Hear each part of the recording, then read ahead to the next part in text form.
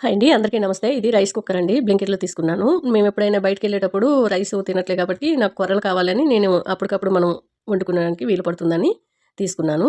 Rice చాలా తక్కువనమాట మా ఇంట్లో. అందుకని మేము బయటికెళ్ళిన ప్రతిసారి బయట ఫుడ్ తినాలంటే ఇబ్బందిగా ఉంటుందని ఇంట్లో ఒక 4 రకాల పచ్చళ్ళు తీసుకొనెళ్తాను.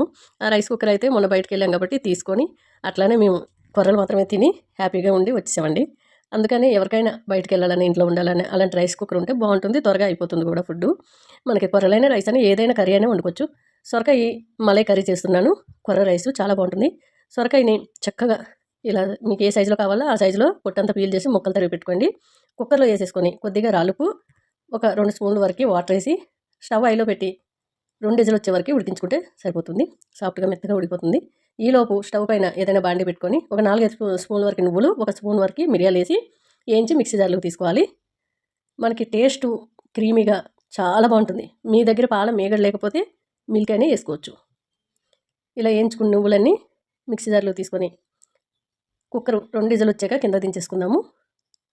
సాఫ్ట్‌గా మెత్తగా ఉంటే తినడానికి చాలా బావుంటుంది. టేస్ట్‌గా ఉంటుంది. మనకి సొరకాయ చాలా చప్పదనం ఎక్కువ కాబట్టి కొంచెం మిరియాలేసాను. మీకు మిరియాలు ఇష్టం లేకపోతే పచ్చిమిర్చి, ఎక్కువగా పచ్చిమిర్చి తీసుకుంటే బావుంటుంది. ఈ కర్రీస్‌లో పొడి కారం అనేది అవసరం ఉండదండి. అదే కళాయిలో కొద్దిగా ఆయిల్ ఏసుకోవాలి. ఒక 2, 3 స్పూన్ల వరకి. ఎల్లిగడ్డ సన్నంగా తరిగినవి వేసుకోవాలి. అల్లం తురిమేసుకున్నాను. పచ్చిమిర్చిలో 3, కొద్దిగా కరివేపాకు, సోంపు. సోంపు అనేది ఈ కర్రీకి చాలా బావుంటుంది.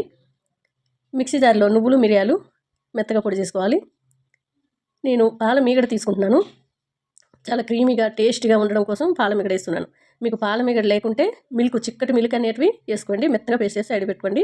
పోపంతా ఏగిన తర్వాత ఈ కుక్కర్‌లో సొరకాయ అంతా కూడా వాటర్‌తో సహా ఏసేసుకొని బాగా కలిపేసుకొని కాసేపు మూత పెట్టి, నీళ్ళు కాస్త ఎక్కువగా ఉన్నాయి కాబట్టి దాంట్లో వాటర్ అనేటివి ఎక్కువ ఉన్నాయి కాబట్టి కొంచెం తగ్గే వరకు ఉడికించుకుంటే సరిపోతుంది.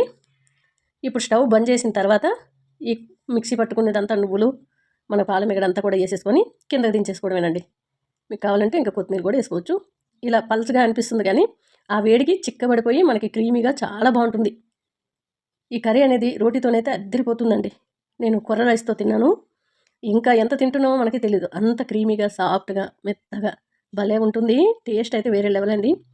మీకు మిరియాలు ఏసుకోవడం ఇష్టం లేకపోతే మొత్తం పచ్చిమిర్చి అనేది ఆ నువ్వులతో కూడా పేస్ట్ చేసి ఏసుకోవచ్చు. కొర్ర అన్నం కూడా రెడీ అయిపోయింది. టేస్ట్ చేసేద్దాము. కొర్రలు ఎంత తిన్నా సరే మనకి ఆకలి ఎక్కువ టైం వేయకుండా ఉంటుంది. అట్లనే ఒళ్ళు రాకుండా ఉంటుంది. మన కొర్రలు అనేటివి మరీ ఎక్కువ తినలేము. కొంచెం తింటే చాలనిపిస్తది. కడుపు ఫుల్ అనిపిస్తది.